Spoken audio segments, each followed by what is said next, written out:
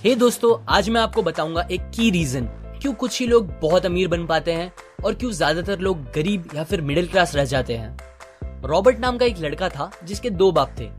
अब आप कुछ गलत मत समझिए, पहला उसका खुद का था पर दूसरा उसके दोस्त का बाप था जिसे वो अपना मुंह बोला बाप मानता था। पहले वाले ने पीएचडी की थी पर दूसरे ने कभी 8th भी पास नहीं की थी।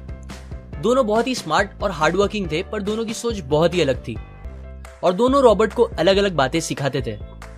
पहला बाप बोलता था कि पैसा सारे फसाद की जड़ है, पर दूसरा बोलता था कि पैसा ना होना सारे फसाद की जड़ है। पहला रॉबर्ट को हमेशा महंगी चीजों के बारे में सोचने से मना करता था और कहता था कि वो हमारी हैसियत के बाहर है। दूसरा उसे कहता था कि वो सोचे और अलग अलग रास्ते ढूंढे जिससे वो सारी महंगी चीजें खरीद सके। ये करने से उसका दिमाग तेज होगा और नए आइडियाज भी मिलेंगे। पहला उसे कहता खूब मेहनत कर, अच्छे से पढ़ लिख ताकि तुझे बड़ी कंपनी में नौकरी लगे और तू बड़ा इंसान बन पाए। दूसरा कहता था तू खूब पढ़ मेहनत कर पर खुद की कंपनी खोल ताकि तू खूब सारी नौकरियां लोगों को दे पाए। रॉबर्ट के पास एक एडवांटेज था, उसने अपने दोनों बापों को अपनी अलग अलग सोच के साथ बढ़ते और उनकी तरक्की देखी। उसने अपना दिमाग लगाया और अपने दूसरे बाप की बातें मानी और फॉलो की, जो कि बाद में मायामी फ्लोरिडा का सबसे अमीर इंसान बना और उसकी सिखाई बातों से उसने खुद करोड़ों कमाए, जबकि उसका पहला बाप जिंदगी भर गरीब रह गया। सबसे इंपॉर्टेंट बातों में से एक बात जो रॉबर्ट ने अपने अमीर बाप से सीखी वो थी फाइनेंशियल लिटरेसी, जिसका मतलब है एसेट्स और लायबिलिटीज के बीच का डिफरेंस जानना। अब आप गौर से सुनिए, ये नॉर्मल कॉमर्स में सिखाए गए मीनिंग से थोड़ा अलग है। रॉबर्ट ने काफी इजी शब्दों में उसका मीनिंग बताया है, जो कि कुछ ऐसा है। एसेट्स कोई भी वो चीज होती है जो आपको पैसे बना के दे या फिर आपके जेब में पैसे डाले, और लायबिलिटीज वो चीजें होती है जो आपके जेब से पैसे ले ले या आपके पैसे खत्म करे। अमीर लोग इसीलिए अमीर होते हैं बिकॉज वो अपने एसेट्स बनाते हैं, जबकि मिडिल क्लास लोग बस लायबिलिटीज पे खर्च करते हैं। मिसाल के तौर पर रमेश और सुरेश नाम के दो दोस्त थे। दोनों सेम पोजीशन और सेम सैलरी पे काम करते थे।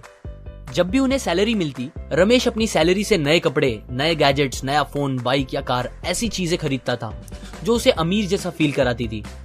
पर वो ये नहीं समझता था कि ये सारी चीजें लायबिलिटीज है जो उसके पैसे उससे ले रही है, ना कि बस जब वो उन्हें खरीदता है तब, बल्कि आगे भी मेंटेनेंस वगैरह के लिए, जिसकी वैल्यू वक्त के साथ कम हो जाएगी और ना ही वो उससे आगे कुछ पैसों का प्रॉफिट देगी। बट सुरेश ऐसा नहीं था। वो ये सारी चीजें नहीं खरीदता था जब तक कि उसके लिए बहुत जरूरी ना हो वो चीज खरीदना। वो पैसे जमा करता था और एसेट्स पे खर्च करता था, जैसे कि स्टॉक्स, बॉन्ड्स, रियल एस्टेट, अपनी खुद की स्किल्स बढ़ाने के लिए या कुछ सीखने के लिए जो उसे आगे और पैसे बना के दे। 2 साल बाद सुरेश करोड़पति बन गया, जबकि रमेश वैसे का वैसा अपनी कम सैलरी को कोसता रह गया और कहता था कम सैलरी उसके मिडिल क्लास होने का रीजन है। एक गरीब इंसान का कैश फ्लो कुछ इस तरह होता है, उसे पैसे मिलते हैं और फिर वो पैसे उसकी जरूरी खर्चों में खत्म हो जाते हैं। एक मिडिल क्लास का कैश फ्लो थोड़ा सा अलग होता है, उसे पैसे मिलते हैं, वो पैसे जरूरी खर्चों और लायबिलिटीज में खत्म कर देता है। इसीलिए मिडिल क्लास और गरीब में ज्यादा फर्क नहीं है। मोस्टली मिडिल क्लास लोगों को लगता है उनका घर उनका एसेट है, पर ऐसा नहीं है। आपका घर आपको पैसे बना के नहीं देता अनलेस आप उसको भाड़े पे दो, जबकि अमीर लोगों का कैश फ्लो ऐसा होता है। उन्हें पैसे मिलते हैं, वो उस पैसों से अपने एसेट्स बनाते हैं पहले और फिर उससे बने पैसों से खर्चा करते हैं। इसीलिए वो अमीर होते जाते हैं क्योंकि उनके इनकम के सोर्स बढ़ते जाते हैं। अगर आपको अमीर बनना है तो ये बात याद रखिए अच्छे से। इस बात से फर्क नहीं पड़ता कि आप कितना कमा रहे हैं, बल्कि आप उन पैसों को कैसे और कहां खर्च कर रहे हैं, ये इंपॉर्टेंट है। आपको कंज्यूमर की सोच से बाहर आकर इन्वेस्टर की सोच अपनानी पड़ेगी। लोग कंप्लेन करते हैं उनकी खराब कंडीशन का रीजन उनकी कम सैलरी है और सैलरी बढ़ेगी तो वो आराम से रहेंगे, पर प्रॉब्लम ये है कि इनकम बढ़ने के बाद लोगों के खर्चे ज्यादा बढ़ जाते हैं, क्योंकि ज्यादा पैसे ज्यादा अच्छी चीजें खरीदने पे मजबूर करता है, जैसे कि एक बेहतर फोन, कार, घर, जो कि सब फिर से बस लायबिलिटीज है जो आपको कभी अमीर बनने नहीं देगी। ये बातें मैंने रॉबर्ट कियोसाकी की book rich dad poor dad से पढ़ी है, जो वो पहली बुक थी जिसने मेरी सोच चेंज की और बेहतर बनाई। अगर आपको ये बातें अच्छी लगी तो लाइक करें, अपने व्यूज कमेंट करें और फाइनली सब्सक्राइब करें। मैं आपको ऐसी काम की बातें जो मैंने दुनिया के कुछ सबसे समझदार लोगों से सीखी है शेयर करूंगा, जो आपको सक्सेसफुल बनने में मदद करेगी।